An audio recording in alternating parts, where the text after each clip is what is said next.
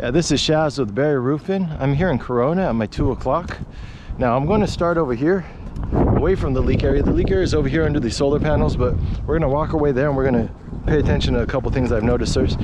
First of all, we have a lack of sealant around these pipes, so this should have some sort of sealant, some sort of coating. It has a flashing up here on top of the tile. It has one below against the wood, and then it should have some sealant around. Otherwise you can have water getting down into your attic system and degrading the drywall, show up as a leak below.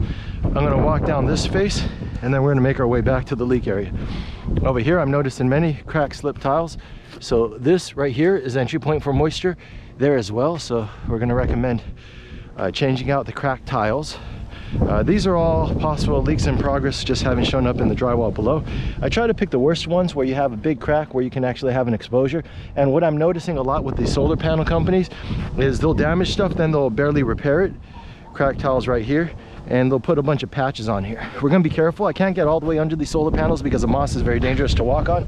But see this one right here, that's definitely a big crack. They put this like rubber cement type stuff. You can see how powdery it is. It's falling apart in my hands. I'm not gonna damage it too much. I don't wanna cause a slip tile to go flying.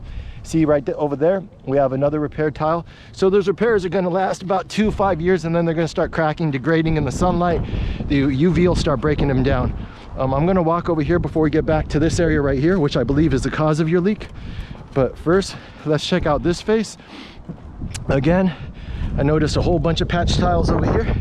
So right here, all of this material's starting to fade. This is just my chalk, but this is their material. So you can see in the UV, anything in the sunlight over years is just gonna fall apart. Right here, cracked tiles. Right over here, that's a cracked one at the top, so I'm concerned about that guy. Come over here. Some of these are worse than others.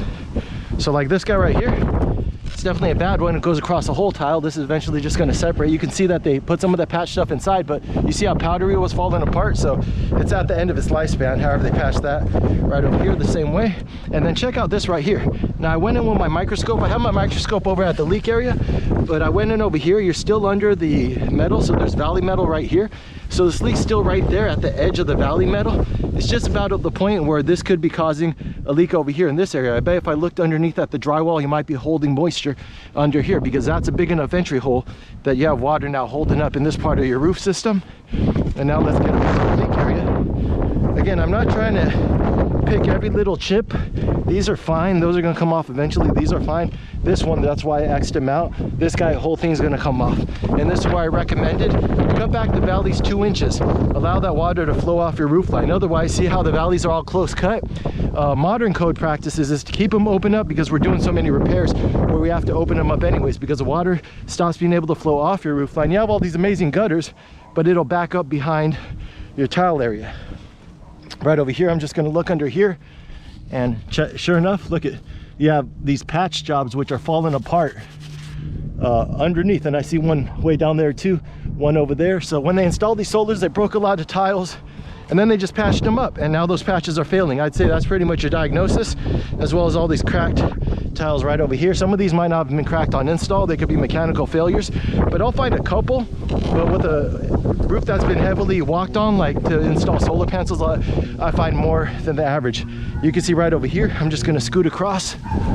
This guy's a slip tile. So this right here, you can see that this exposure shows that he probably doesn't have nails anymore. He's about to slip off. If the gutter doesn't catch him, he's gonna smash below. And then right over there, that's a cracked tile. So that little piece is definitely gonna go flying off.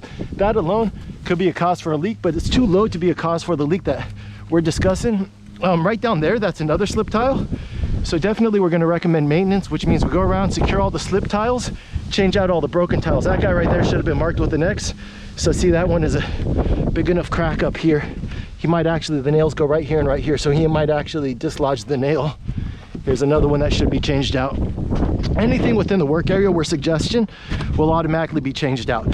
Anything not in the work area we're suggesting, we can apply a line item for maintenance, and they'll change out all the cracked slip tiles. For example, if we don't do this side, they'll at least change out all the cracked tiles that I pointed out if we use that line item. Here's another cracked tile that we should change out because the crack goes all the way up. And then I'm going to end right here.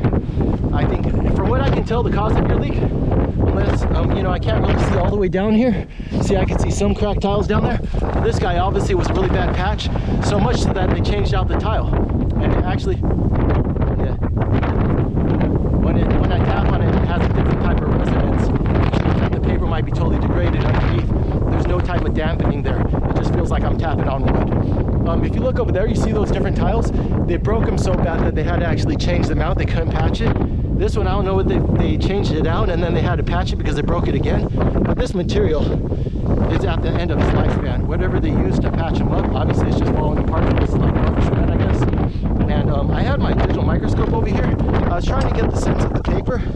You can see if I try to hold this up to the screen. I couldn't really look in there because it was so dark. But yeah, this guy's been going on for a while. This probably opened up recently in the most recent storms, and that's why you had a recent leak.